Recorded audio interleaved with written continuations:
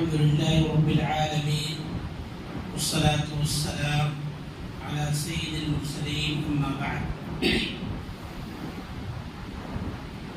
الحمد لله رب العالمين الرحمن الرحيم مالك يوم الدين. وقال تعالى: أعوذ بالله من الشيطان الرجيم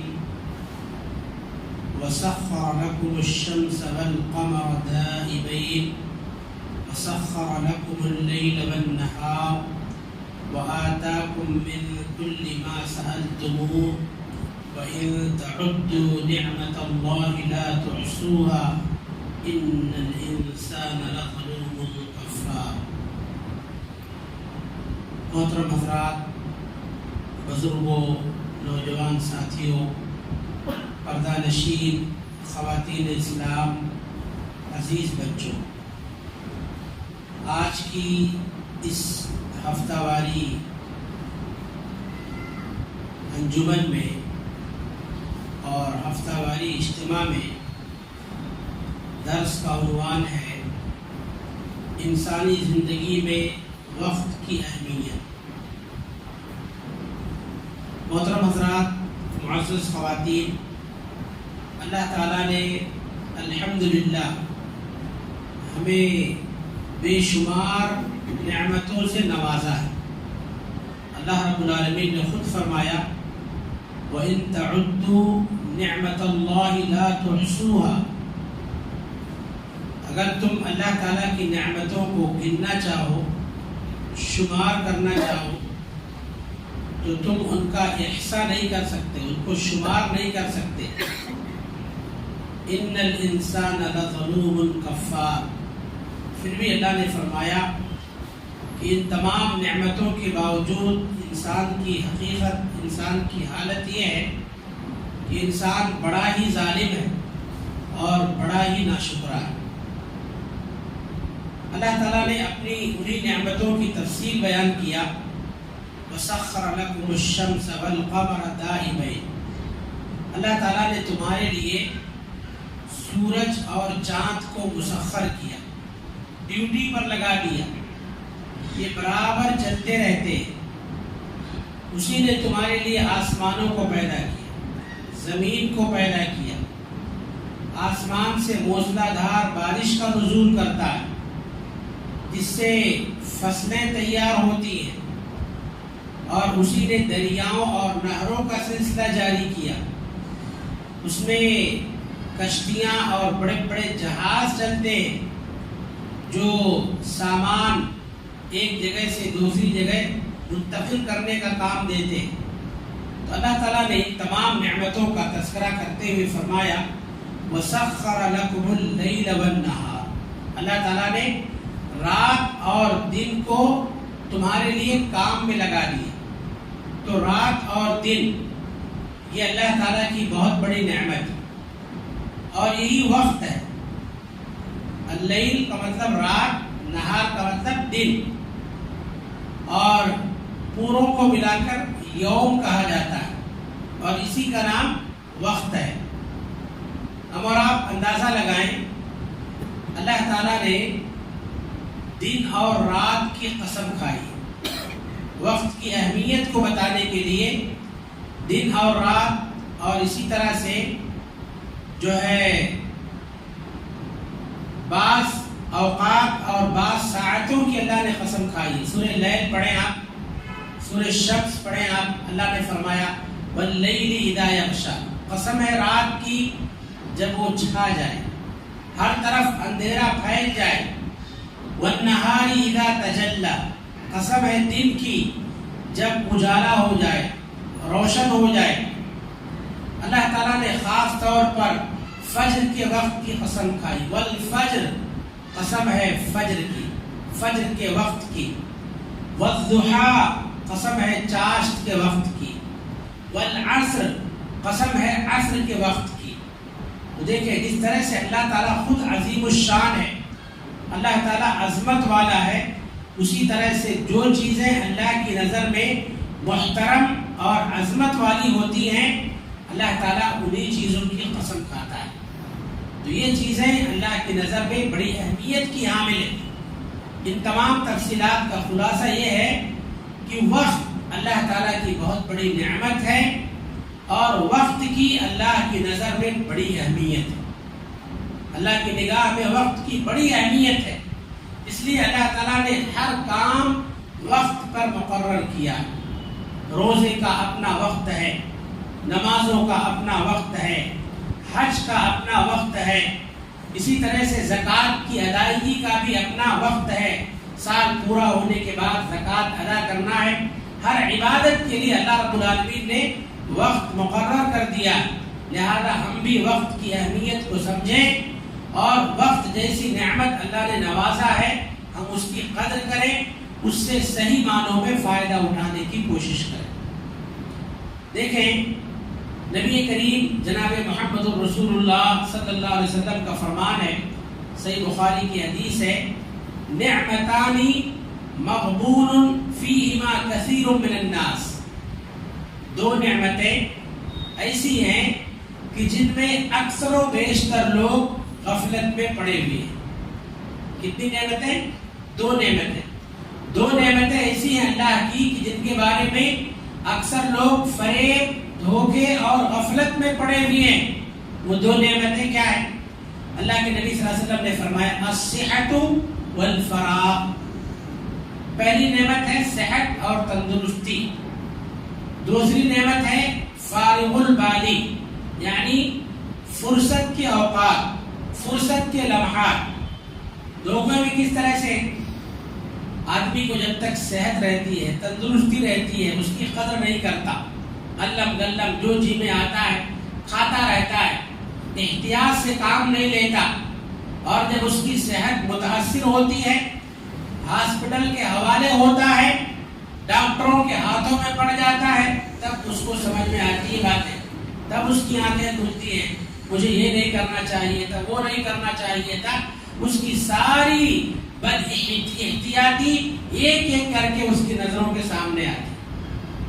تو صحت اور تندرستی کے معاملے میں اکثر لوگ غفلت اور دھوکے میں پڑے ہوئے، یہ نبی کریم صلی اللہ علیہ وسلم کا فرمان ہے۔ دوسری بات فارغ البالی، فرصت کے لمحات، فرصت کے اوقات، جب وقت ہوتا ہے آدمی خالی ہوتا ہے، اس کے پاس وقت ہی وقت ہوتا ہے، تو اس کو وقت کی اہمیت کا احساس نہیں ہوتا، وقت کی اہمیت کا اندازہ نہیں ہوتا، اور جب مصروفیت کے لمحات آ جاتے ہیں، ایک دم بزی ہو جاتا ہے۔ بعض لوگ کہتے ہیں میں اتنا مصروف ہوں کہ چھینکنے کی بھی فرصت نہیں، آدمی مصروف ہو جاتا ہے، تب اس کو فارغ البالی کا پتہ چلتا ہے کہ ارے میرے پاس تو وقت تھا، مجھے کام کر لینا چاہیے تھا، میرے پاس ٹائم تھا، اسی خالی وقت میں کام کر لینا چاہیے تھا، اب کیا کروں میں؟ تو ان دو نعمتوں کے بارے میں اکثر لوگ، نبی صلی اللہ علیہ وسلم فرماتے ہیں اکثر لوگ دھوکے میں پڑے ہوئے ہیں، ان نعمتوں کے ہوتے ہوئے ان کی اہمیت کا لوگ احساس نہیں کرتے، ان کو ان کی اہمیت کا اندازہ نہیں ہوتا۔ تو اس کا خلاصہ یہ ہے کہ ہم ان دونوں نعمتوں کی اہمیت کو سمجھیں اور ان کا صحیح استعمال کرنے کی کوشش کریں۔ دیکھیں سیف الامانی رحمۃ اللہ علیہ ایک سلف میں بہت بڑے عالم گزرے، ان کا یہ قول ہے کہ جب اللہ تعالیٰ کسی سے اپنی نفرت کا اظہار کرتا ہے، کسی سے اللہ تعالیٰ جب بے پرواہ ہو جاتا ہے، کسی کی طرف سے جب اللہ کی توجہ ہٹ جاتی ہے، تو اللہ تعالیٰ اس بندے کو بے فائدہ کاموں میں لگا دیتا ہے، لا یعنی کاموں میں، ایسے کاموں میں جو اس کے لیے نفع بخش نہیں ہوتے، ایسے کاموں میں لگا دیتا ہے۔ آج ہم اور آپ دیکھیں، جائزہ لیں، چائے کی ہوٹلوں میں جائیں، سڑکوں پر چوراہوں پر جائیں، گاؤں گلیوں کا دورہ کریں، دیکھیں بہت سے ایسے لا خیرہ اور بیکار قسم کے لوگ آپ کو مل جائیں گے۔ تو ان کا یہ قول ہے کہ جن سے اللہ بے پرواہ ہو جاتا ہے اور جن سے اللہ تعالیٰ اپنی توجہ ہٹا لیتا ہے، تو اللہ تعالیٰ ایسے لوگوں کو لا یعنی اور ایسے کاموں میں مصروف کر دیتا ہے کہ جو ان کے لیے نفع بخش نہیں ہوتے. تو الحمدللہ اگر اللہ تعالیٰ ہم سے کام لے رہا ہے، دین کا کام لے رہا ہے، دنیا کا کام لے رہا ہے، اللہ نے ہم کو مصروف رکھا ہے، بیوی بچوں کے لیے ہم محنت کر رہے ہیں، بھاگ دوڑ کر رہے ہیں، کوشش کر رہے ہیں، تو اس پر اللہ کا شکر ادا کرنا چاہیے اور ان اوقات کا صحیح استعمال کرنا چاہیے اور رب العالمین کو راضی کرنے کی کوشش کرنا چاہیے. آئیے ہم دیکھیں، غور کریں کہ آج لوگ جو ہے اپنے اوقات کو، قیمتی اوقات کو کس کس طرح سے ضائع کرتے ہیں. وقت کی ضیاع اور وقت کی بربادی کی کئی صورتیں سماج اور معاشرے میں پھیلی ہوئی. سب سے پہلے ہم نوجوانوں کی طرف آتے ہیں. آج دیکھیں ہمارے بہت سے نوجوان بچے جو اپنے قیمتی اوقات کو بیکار قسم کے دوستوں کے ساتھ گھوم پھر کر ضائع کر دیتے، بیکار مجلسوں میں، برباد محفلوں میں شریک ہو کر اپنے قیمتی اوقات کو ضائع کر دیتے. ایسے لوگوں سے دوستی کرتے ہیں جو ان کی دنیا بھی تباہ کرتے ہیں، ان کی آخرت بھی تباہ کرتے ہیں. یاد رکھیں، یہی دوستیاں قیامت کے دن ایسے لوگوں کے لیے حسرت اور ندامت اور شرمندگی کا باعث ہوگی. سورہ فرقان پڑھیے آپ. سورہ فرقان میں اللہ نے فرمایا وَيَوْمَ يَعَزُّ الظَّالِمُ عَلَى يَدَيْهِ. یاد رکھو اس دن، قیامت کے دن، ظالم آدمی اپنے ہاتھوں کو چبائے گا، اپنے ہاتھوں کو کاٹے گا، خود اپنے ہاتھوں کو اپنے دانتوں سے چبائے گا اور کہے گا، افسوس کا اظہار کرتے ہوئے کہے گا یا لیتنی اتخذت مع الرسول سبیلا. اے کاش میں نے رسول کا راستہ اپنا لیا ہوتا، سمجھانے والے کی بات مان لی ہوتی، فلاں کی نصیحت پر ہم نے کان دھرا ہوتا. یا لیتنی اتخذت مع الرسول سبیلا یا ویلتا لیتنی لم اتخذ فلانا خلیلا. اس وقت اپنی ہلاکت، اپنی بربادی کی دعوت دے گا، کہے گا ہائے میری ہلاکت، ہائے مجھ پر افسوس، کاش میں نے فلاں کو اپنا دوست نہیں بنایا ہوتا، کاش میں نے فلاں سے دوستی نہ کی ہوتی. لقد اضلنی عن الذکر بعد اذ جاءنی. اس سے دوستی کی وجہ سے میرے پاس نصیحت آئی، قرآن کا حکم آیا، حدیث کا حکم آیا، سمجھانے والے آئے، بتانے والے آئے، نصیحت کرنے والے آئے، مگر میں نے ان نصیحتوں پر توجہ نہ دی، میں نے ان سے غفلت برتا، اعراض کا راستہ اختیار کیا. اس کی دوستی نے مجھے اللہ کے ذکر سے غافل کر دیا. اس وقت انسان اپنے آپ کو کوسے گا. اس کی یہ دوستی اس کے لیے وبال جان بن جائے گی، اس کے لیے قیامت کے دن حسرت، ندامت اور شرمندگی کا باعث ہوگی. انسان اپنے ہی ہاتھوں کو چبائے. اور یہ مجلسیں، جن مجلسوں میں اللہ کا ذکر نہیں ہوتا، جن مجلسوں میں نبی کریم صلی اللہ علیہ وسلم پر درود نہیں پڑھا جاتا ہے، ایسی مجلسیں بھی قیامت کے دن شرمندگی کا باعث ہوگی.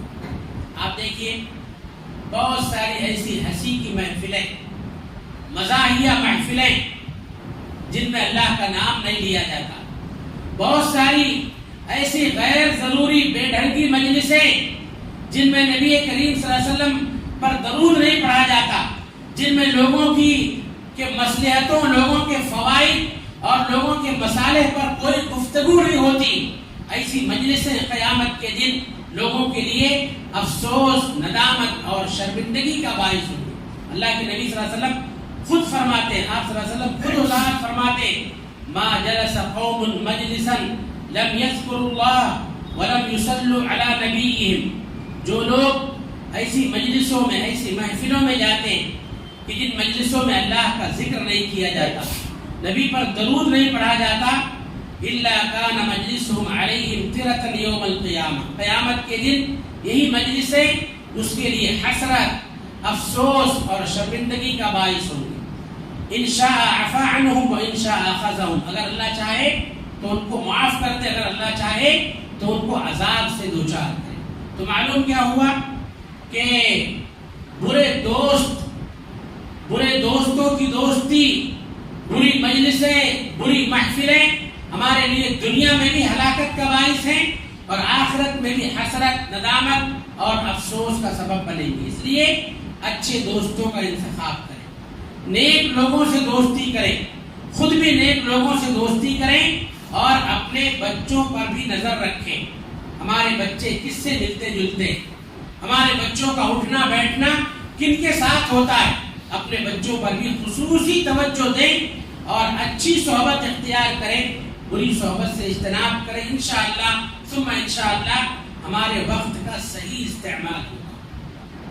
دوسری بات، لوگ کس طور پر اپنے قیمتی اوقات کو ضائع کرتے ہیں، اس کی دوسری صورت یہ ہے کہ بہت سارے گھروں میں، بہت سارے بھائیوں کے یہاں لوگ دیر رات تک جاگتے ہیں، دیر رات تک 2 بج جاتے ہیں، 3 بج جاتے ہیں، گپاسٹنگ میں، بیکار قسم کی گفتگو میں اپنے قیمتی اوقات کو ضائع کر دیتے ہیں اور پھر وہ اپنے فرائض اور واجبات سے غافل ہو جاتے ہیں۔ موجودہ دور کی شادیاں بھی اسی قبیل سے ہیں۔ آپ دیکھیے، کبھی کبھی ایسا ہوتا ہے، شادی کی تقریب میں، ولیمے کی تقریب میں یا کسی تقریب میں آپ جائیں، 10 بجے پہنچے تو کبھی کبھی ایسا لگتا ہے کہ ہم بہت جلدی آ گئے، ہم بہت جلدی آ گئے۔ 10 بجے تک بھی کوئی کارروائی شروع نہیں ہوتی ہے، 11 بج جاتے ہیں اور یہ کارروائی کب تک چلتی ہے؟ رات کے 3 بجے تک، 4 بجے تک شادی بیاہ کی کارروائیاں چلتی ہیں۔ اب شادی بیاہ کے جتنے ذمہ دار ہیں یا اس میں شریک ہونے والے اکثر و بیشتر لوگوں کی فجر کی نماز ضائع ہو جاتی ہے۔ فجر کی نماز جو واجب ہے، فرض ہے، جس کے بارے میں اللہ تعالیٰ پوچھ تاچھ کرے گا، فجر کی نماز غائب۔ تہجد تو دور کی بات ہے، فجر کی نماز غائب۔ اور ایک بات یہ بھی یاد رکھیں، یہ چیز انسانی فطرت کے بھی خلاف۔ اللہ رب العالمین نے قرآن مجید میں کیا فرمایا؟ آپ سورہ نبا پڑھیے، اللہ رب العالمین نے فرمایا وَجَعَلْنَا اللَّيْلَ لِبَاسًا وَجَعَلْنَا النَّهَارَ مَعَاشًا، ہم نے رات کو پردہ بنایا، آرام و راحت کا ذریعہ بنایا اور دن کو ذریعہ معاش بنایا۔ یہ انسانی فطرت ہے، قانون قدرت ہے۔ اللہ نے فرمایا وَمِن رَحْمَتِهِ جَعَلَ لَكُمُ اللَّيْلَ وَالنَّهَارَ لِتَسْكُنُوا فِيهِ وَلِتَبْتَغُوا مِن فَضْلِهِ لَعَلَّكُمْ تَشْكُرُونَ۔ یہ اللہ کی رحمت ہے، اللہ کا احسان ہے۔ اللہ نے تمہارے لیے راتوں کو پیدا کیا، دن کو پیدا کیا، رات کو پیدا کیا، لِتَسْكُنُوا فِيهِ، تاکہ تم اس میں آرام و راحت حاصل کرو، آرام کرو، رات میں سو جاؤ اور دن بھر کی مصروفیات کی وجہ سے جو تمہیں تکان پہنچی ہے، جو تھکاوٹ پہنچی ہے، ساری تھکاوٹ دور ہو جائے، صبح میں تم فریش اور تازہ دم ہو جاؤ۔ اور دن کو کس لیے پیدا کیا؟ لِتَبْتَغُوا مِن فَضْلِهِ، تاکہ دن میں محنت کرو، جفاکشی کرو اور اللہ رب العالمین کا دیا ہوا فضل تلاش کرو۔ یہ اللہ کا قانون ہے، قانون قدرت ہے۔ اور انسانی فطرت یہی ہے کہ راتوں کو سویا جائے اور دن میں مصروف رہا جائے، محنت کیا جائے، حلال رزق کے لیے بھاگ دوڑ کیا جائے۔ مگر یہاں معاملہ الٹا ہے۔ اللہ تعالیٰ لوگوں کو صحیح سمجھ عطا فرمائے، اللہ تعالیٰ ہم تمام لوگوں کی حفاظت فرمائے۔ تو جب راتوں کو جاگا جاتا ہے تو دن کی کہ جو ہمارے اوپر فرائض اور واجبات ہیں ان سے ہم اکثر غافل ہو جاتے ہیں۔ تہجد کے وقت کے تعلق سے، رات کا جو آخری حصہ ہوتا ہے اس کے تعلق سے اللہ رب العالمین فرماتا ہے، نبی کریم صلی اللہ علیہ وسلم فرماتے ہیں ينزل ربنا تبارک و تعالی على سماء الدنيا حين يبقى ثلث الليل الآخر، جب رات کا 1/3 حصہ باقی رہ جاتا ہے، یعنی تہجد کے وقت، سحری کے وقت، اللہ تعالی ہر رات کو آسمان دنیا پر نزول اجلال فرماتا ہے اور اللہ تعالیٰ پہلے آسمان پر آ کر یہ اعلان کرتا ہے مَن يَدْعُونِي فَأَسْتَجِيبَ لَهُ، کوئی ہے دعا کرنے والا میں اس کی دعا قبول کروں گا۔ مَن يَسْتَغْفِرُنِي فَأَغْفِرُ لَهُ، کوئی ہے مجھ سے بخشش طلب کرنے والا میں اس کے گناہوں کو معاف کر دوں گا۔ اور اللہ تعالیٰ کہتا ہے من یسألنی فأعطیہ، کوئی ہے مجھ سے مانگنے والا، اپنے مسائل میرے سامنے رکھنے والا، میں اس کو جواب دوں گا، اس کا مسئلہ حل کروں گا، میں اس کو عطا کروں گا۔ اللہ رب العالمین آسمان دنیا پر آ کر رات کے آخری حصے میں خود آفر دیتا ہے۔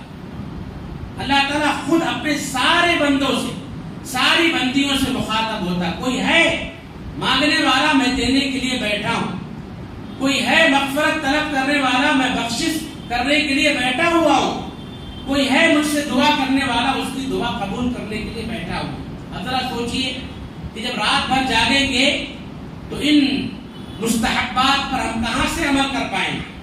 اللہ تعالیٰ کی طرف سے جو فیوز و برکات تقسیم کی جا رہی ہے، ہم ان سے کہاں فائدہ اٹھا پائیں گے؟ تو ہماری زندگی کا سسٹم چینج ہو چکا ہے، آج ہمارے سونے جاگنے کا سسٹم چینج ہو چکا ہے، یوں کہیں کہ قانون قدرت کے خلاف ہو چکا ہے، انسانی فطرت کے خلاف ہو چکا ہے۔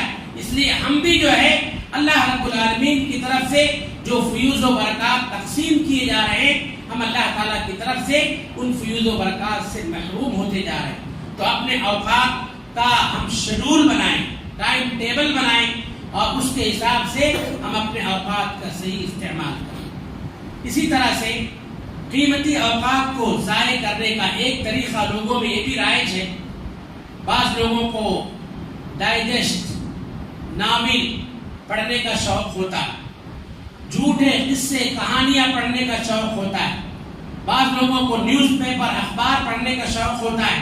آپ چائے کے ہوٹلوں کا دورہ کیجئے، ادھر ادھر چوراہوں پر چلے جائیے، صبح میں آپ چکر لگائیے، لوگ اخبار بینی میں مصروف ہوتے ہیں۔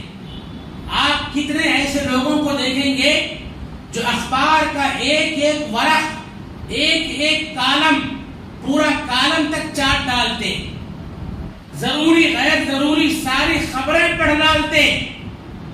اہل علم نے لکھا ہے یہ بھی ضروری ہے، مگر ان کے ساتھ ساتھ اگر ہم تلاوت قرآن پر توجہ دیں تو کتنا فائدہ ہوگا۔ ان کے ساتھ ساتھ اگر ہم قرآن کی تفسیر پڑھیں، ایک ایک آیت، دو دو آیت کر کے قرآن کو معنی اور مفہوم کے ساتھ سمجھ کر پڑھنے کی کوشش کریں تو کتنا فائدہ ہوگا۔ نبی کریم صلی اللہ علیہ وسلم کی سیرت، آپ کی پاک زندگی کا مطالعہ کریں تو کتنا فائدہ ہوگا، صحابہ کرام کی زندگیاں پڑھیں تو کتنا فائدہ ہوگا۔ ہمارا وقت، ہماری پوری زندگی انشاءاللہ ثم انشاءاللہ بابرکت ہو جائے گی ان سچی جھوٹی کہانیوں میں اپنا قیمتی وقت برباد کرنے کے بجائے ضروری غیر ضروری خبروں کے پیچھے پڑھ کر اپنے قیمتی اوقات ضائع کرنے کے بجائے قرآن و حدیث سے اپنے آپ کو جوڑیں، نبی کریم اور صحابہ کی سیرت کا مطالعہ کریں تو انشاءاللہ ثم انشاءاللہ ہماری زندگی بابرکت ہو جائے۔ میرے بھائیوں، معزز ماں اور بہنوں، ہم اپنے قیمتی اوقات کو کس طرح سے ضائع کرتے ہیں، اس کا ایک طریقہ یہ بھی ہے، بعض لوگ کثرت سے ٹی وی دیکھتے ہیں۔ موجودہ دور میں تو ٹی وی کا اتنا چلن نہیں ہے، موجودہ دور کا سب سے بڑا فتنہ کیا ہے؟ موبائل۔ سب سے بڑا فتنہ موبائل ہے۔ ایک کلک پر ساری واہیات آپ کے سامنے کھل کر آ جاتی ہے، ایک کلک پر، ایک بٹن دبائیے، ساری واہیات، ساری مغلطات آپ کے سامنے۔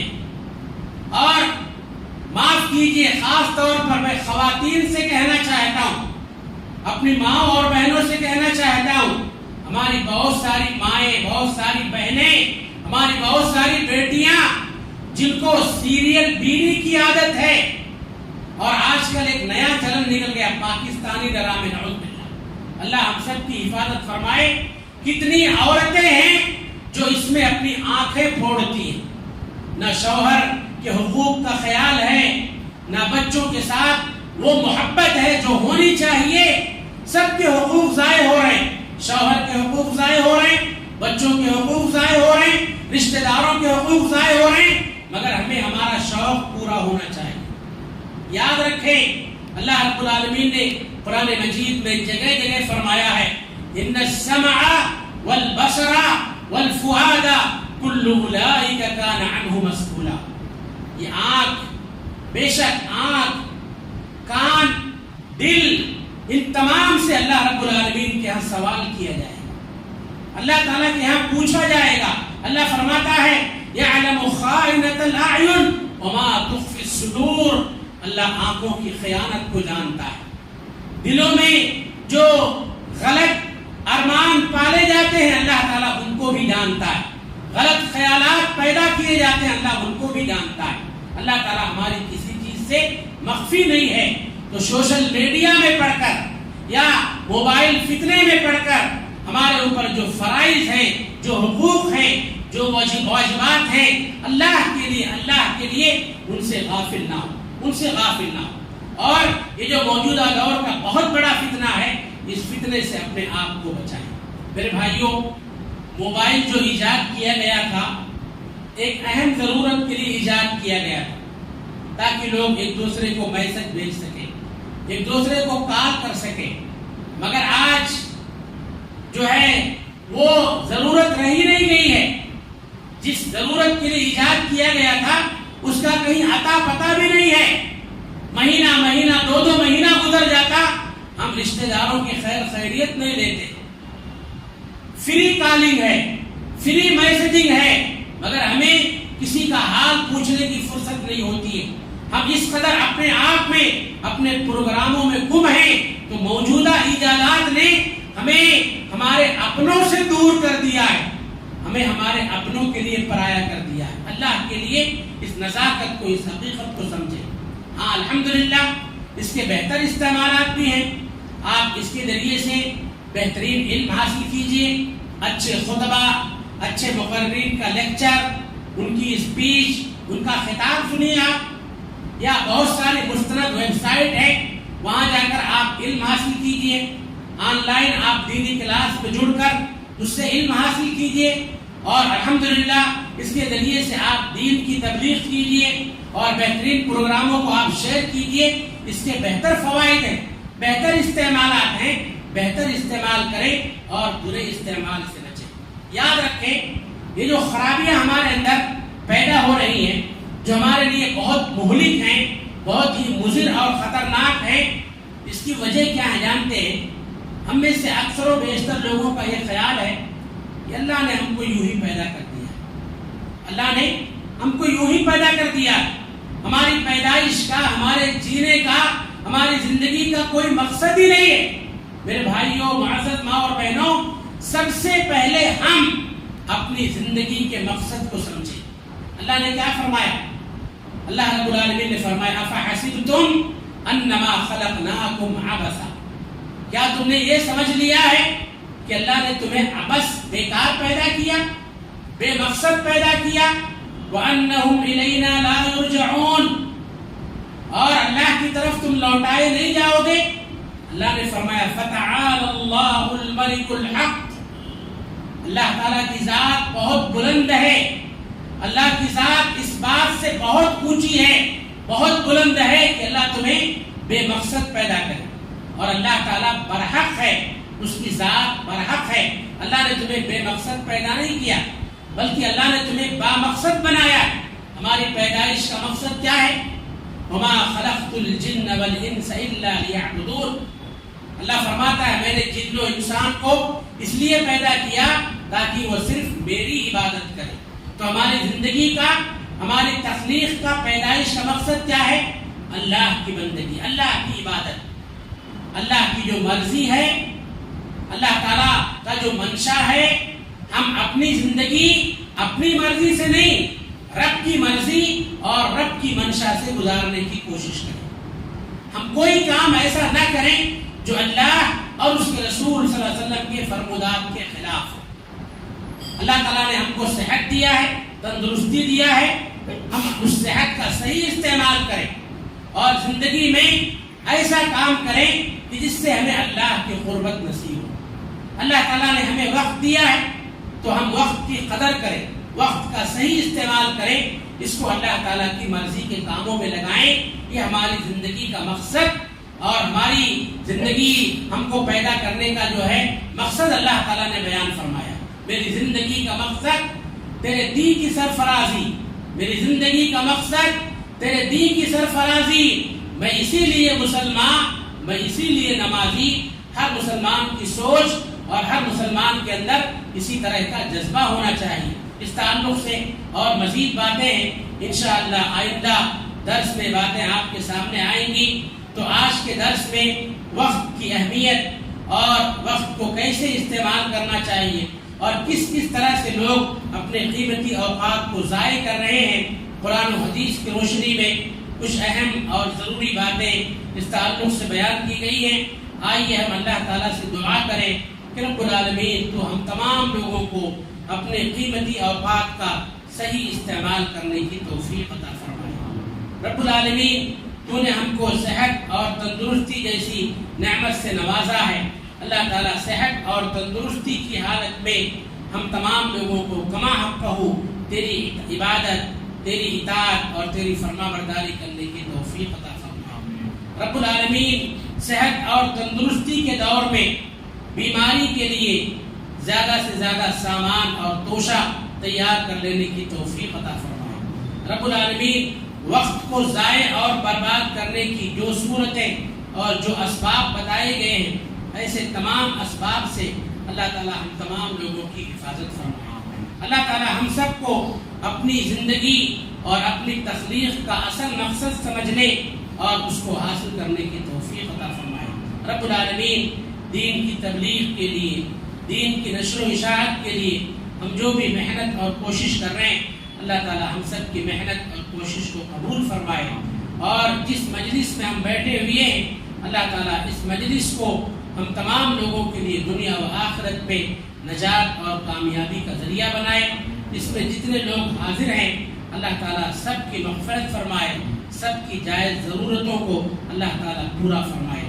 آمین ثم آمین. وآخر دعوانا الحمدللہ رب العالمین. والسلام علیکم ورحمۃ اللہ وبرکاتہ.